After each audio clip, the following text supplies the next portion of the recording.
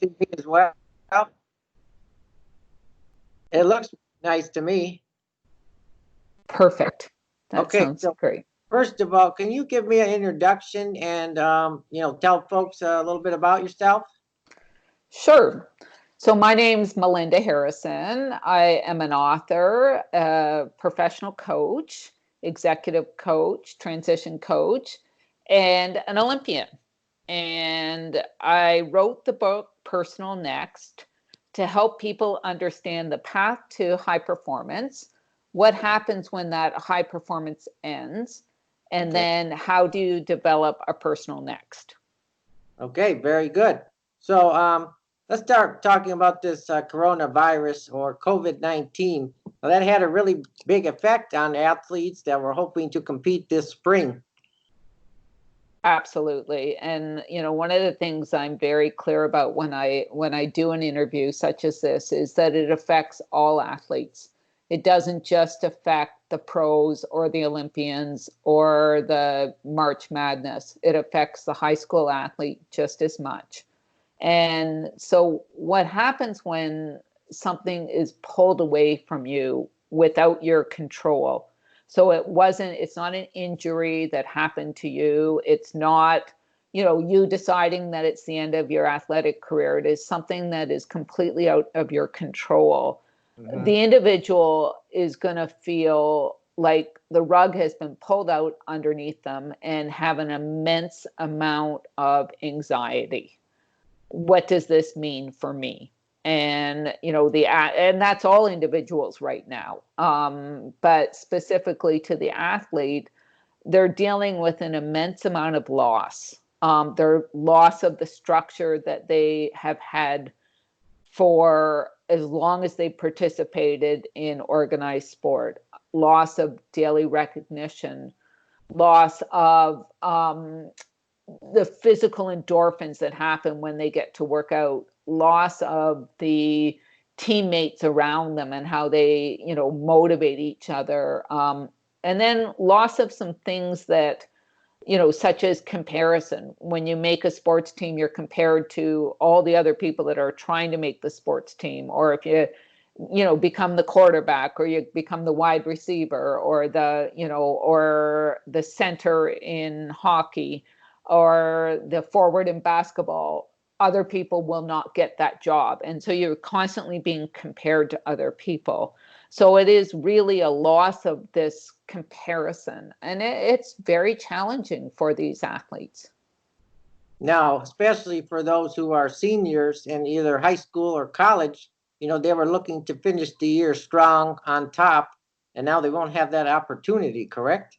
That's absolutely correct. I mean, I think, there are some cases where in college they're, the latest that I've read is that they're trying to work out how those seniors might have a fifth year or another opportunity. But that's going to be few and far between. A lot of these individuals that are graduating from college, that's been their life, but they need to move on to making money and getting paid. We make the assumption that athletes are well reimbursed. A very, very small percentage of them actually can live off what they make, and certainly retire off what they make. It's so minuscule, yet all of these other athletes that have been pulled along on this system that I call athlete autopilot, they now have to get off the system and figure out what's next, and that's going to be challenging. Yes, and with all of the gyms and fitness centers closed in most of the states, what should these student athletes be doing right now? So my recommendation is to try and figure out what you can control. So think about your day from the time you wake up to the time you go to sleep. And I'll tell you a little story. 1980, I was training in Fort Lauderdale, Florida, at a school called Pinecrest, and the Olympic Games was canceled because of the war in Afghanistan and the things that Russia was doing. And so United States and Canada decided not to go. And so it was about April, and I let up. I honestly admit that I looked at my life and thought I have done nothing but train for as many years as I've been involved in swimming. And it was going to be now time for me to have fun and meet some other people. That was a mistake. They still had an Olympic trials and they still named a team. I didn't make that team. 4 years later, having learned that lesson, I didn't give up and I made the 1984 team. Okay. So what I would say to our athletes out there that still want to compete, don't give up. Figure out what you can control. So you can control what time you get up in the morning. You can control how much time you're spending on social media. You can control what you're eating. You can control, doing dryland workouts or doing something outside in a backyard or on a cul-de-sac on a street. There are lots of things you can control. And then you can also report those things you are doing to your coach. So as you've been in this system and you've had somebody guide you through the pathways, and all of a sudden there's nobody guiding you, there's no reason why a coach can't continue to guide you. Send your workouts to your coach. Send the time you're getting up. Send your food log to make sure that you're eating properly. If you're doing some yoga, send that. If you want to do some psychological training, some meditation training, there's some wonderful things that you can, apps that you can work on. Those will all benefit you as an athlete. So don't give up. Find the things you can control. And then secondly, write a win journal of that every day. With so much negative stuff coming at you, I make all of my clients write a win journal. I have them every time I meet with them, they have to tell me 3 or 4 wins that have happened since my last meeting. And so that would be, I ate properly today. That would be, I only spent an hour playing video games. That would be, I shared my workouts with my coach. Like, things that you're doing positive to keep you going are all things that you can control. So do as much as you can control, because there's a lot that you can't. Okay. And I understand you competed in the 1984 Olympics in Los Angeles. Correct. So what advice or thoughts do you have for athletes who are thinking about competing in Tokyo this summer? Well, I just saw online about 3 minutes ago from Dick Pound, who is actually a Canadian, but on the IOC, that they will be postponing the Olympics. So my advice to athletes, it's not, as far as I know, everything I've read, and I have no inside knowledge, is it's not going to be canceled. Okay. It's not going to be like 1980. It's going to be just postponed, and hopefully it'll be postponed so that athletes will have the appropriate amount of time to prepare to try and make the team and to perform at the Olympic Games. So there's 2 issues here, other than the bigger issue of the world, which is, a very complex issue with many, many, many stakeholders involved.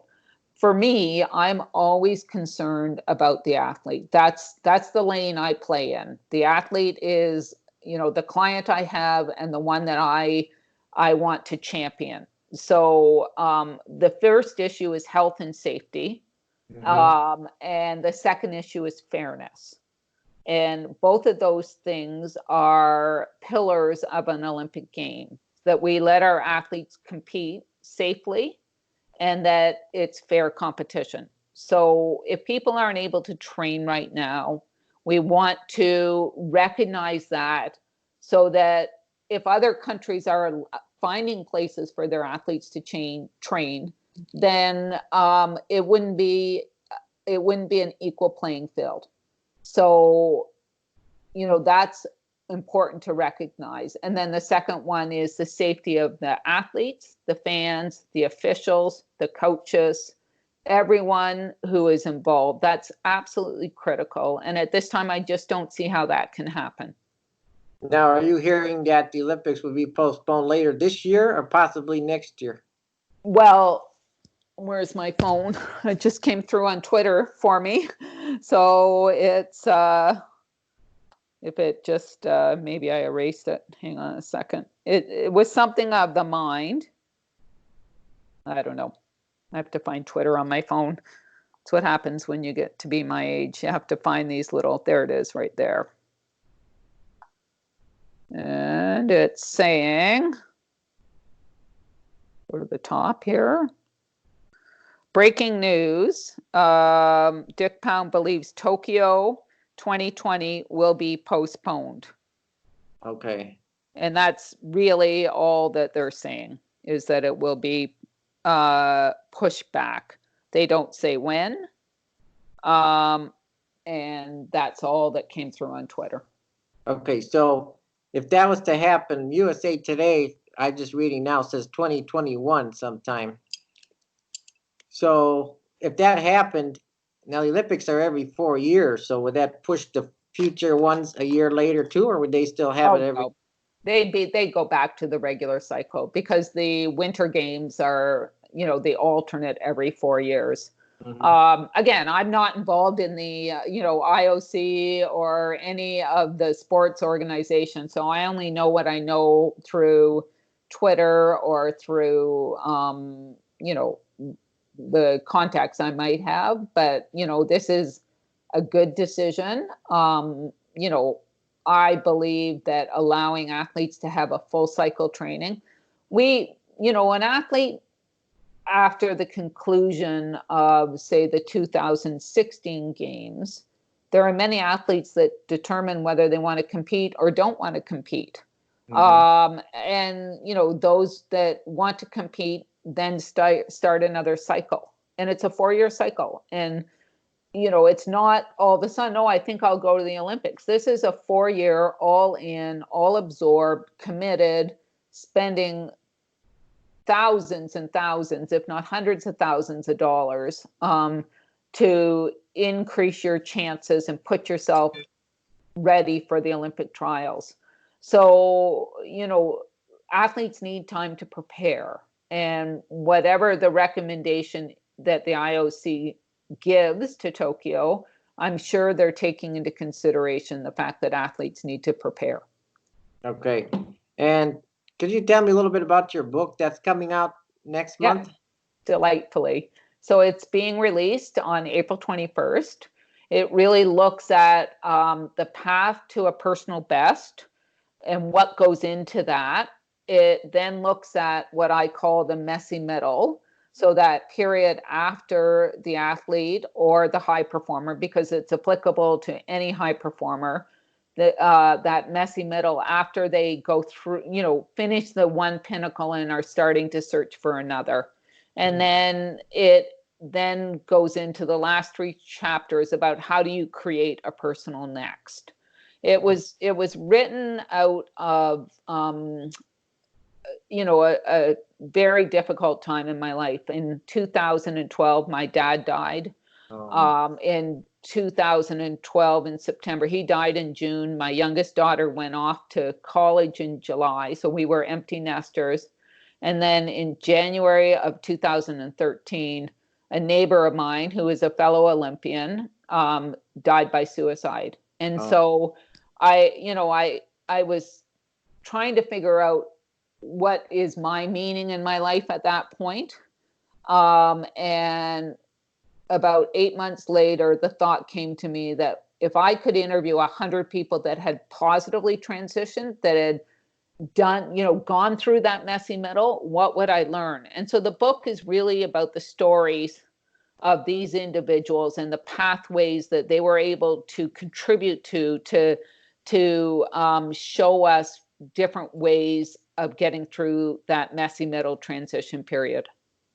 All right. Can you give me an idea of some of the athletes included in the book?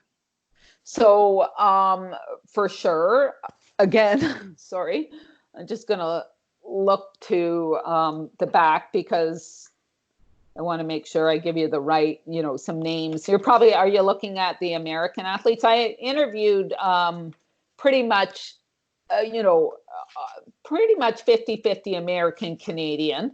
Okay. And, you know, they came from 24 different sports. Oh, So wow. I tried to do a wide variety of sports. And just because I wanted to understand what, you know, was it different in hockey than in baseball or swimming or football? And so, you know, and it was a mixture of male and female athletes, slightly more male than female. Mm. But the interesting thing about it was that it, you know, it really gave the stories were different, but the pathway was the same. That's what I would say. So if you're looking at athletes, you know, I had 3 or 4 of the U.S. women's soccer team. So Cindy Cohn, Brandy Shastine, Shannon McMillan. I know I'm probably forgetting a couple right now. So they were great representations of a really positive experience in sport. In hockey, I was fortunate enough to have Jim Poplinski, Oh, who was the captain of the Calgary Flames when they won the Stanley Cup. I had some football players such as Corey Holiday and you know, actually I had about 8 or 9 different football players involved. I had Rolf Bernerski, who won the Man of the Year trophy a few years back for his contribution to society. He was the NFL Man of the Year. So, you know, a variety of individuals. In basketball, I had one of my old college uh, I lived in the same dorm as him. He did, Tim McCormick, but I also had, you know, a couple of other pretty well known, Eric Montrose, as a example of elite basketball players. I had some unbelievable swimmers. I had Sue Walsh, who represents, you know, does all the major fundraising gifts for University of North Carolina, and she was an amazing champion of this project. wow. She connected me to Ricky Behrens, who, you know, won several gold medals with Michael Phelps. So, you know, she was just an unbelievable champion. And I think, you know, I mean, I could go on and on about the list and the different sports, but I think that the key is that, and the most interesting thing is when I set this goal, like I had no idea how I was ever going to find. The goal was I'm going to interview 100 people, and I had no idea how I was ever going to find 100 people that had successfully done it. And I was terrified to call those first few people, terrified, because I thought, why are they going to talk to me? I'm, you know, I'm an Olympian, but I'm, you know, 30 years out, et cetera, et cetera. Mm-hmm. I didn't, I got one rejection Oh, wow. out of every person. They said, yes, this is a topic we need to talk about. And yes, I'd be delighted to contribute. Wow, that must have taken a long time to get 100 interviews done. Well, it was, and they're, you know, they're not just like quick little interviews. They're between the shortest one was about 45 minutes and the longest was an hour and a half. And I taped each one and I transcribed each one and I sent the transcripts back to the individual. So it was, you know, done with the highest of integrity, that their words were absolutely honored by me because they shared so much and they were so willing to contribute. Wow, that's great. So will you Thank be going on a book tour once this pandemic is over? Well, I'd love to go on a book tour. So, you know, it just is a question of people need to buy the book. And then if they buy the book, then the book companies will promote your book tour. So, what I would say to people that are thinking about buying the book, Mm-hmm. it is built as a resource. This was a gift from, you know, it was 8 years in the making. It's a gift from me to the high performance world, you know, directed at athletes first, but applicable to anybody.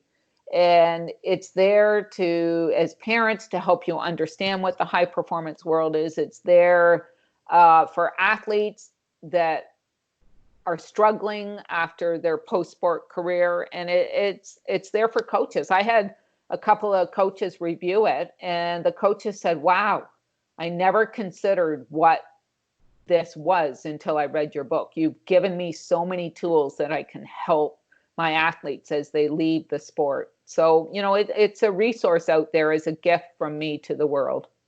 Sounds very interesting. I've got to ask you now, LA is hosting the Olympics in 2024. And are you planning on heading out there to see it? I think it's 2028, isn't it? I think it's 2028. And I would love to be out there to see it. So it would be a really wonderful experience. We have a vacation home in California, not far from LA. And so 2028 is a little ways away, but that would be a goal of mine, a new goal of mine, to get out there and be involved somehow.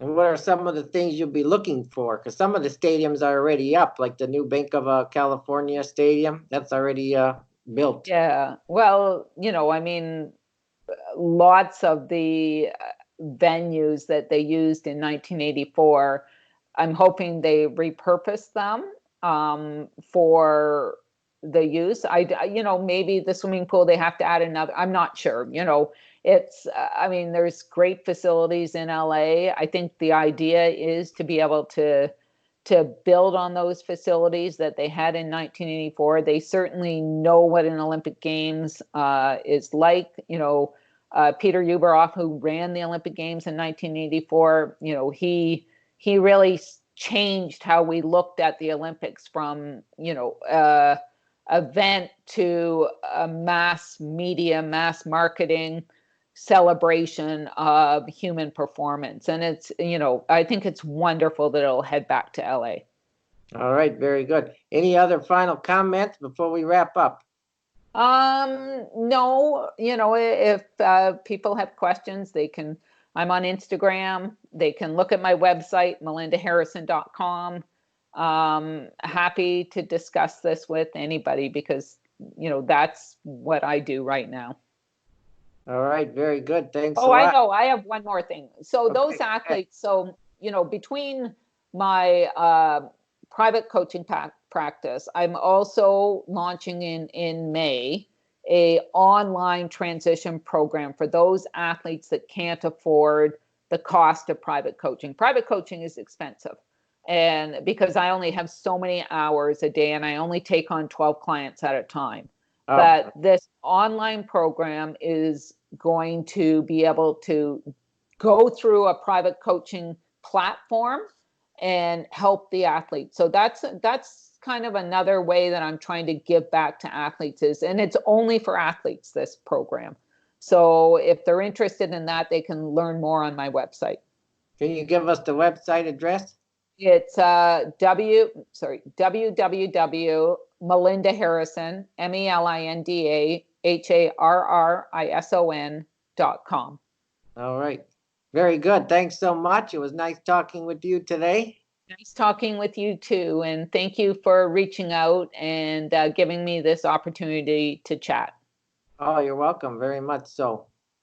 Take care. And if you need anything else, get back in touch with me. Okay. Thanks.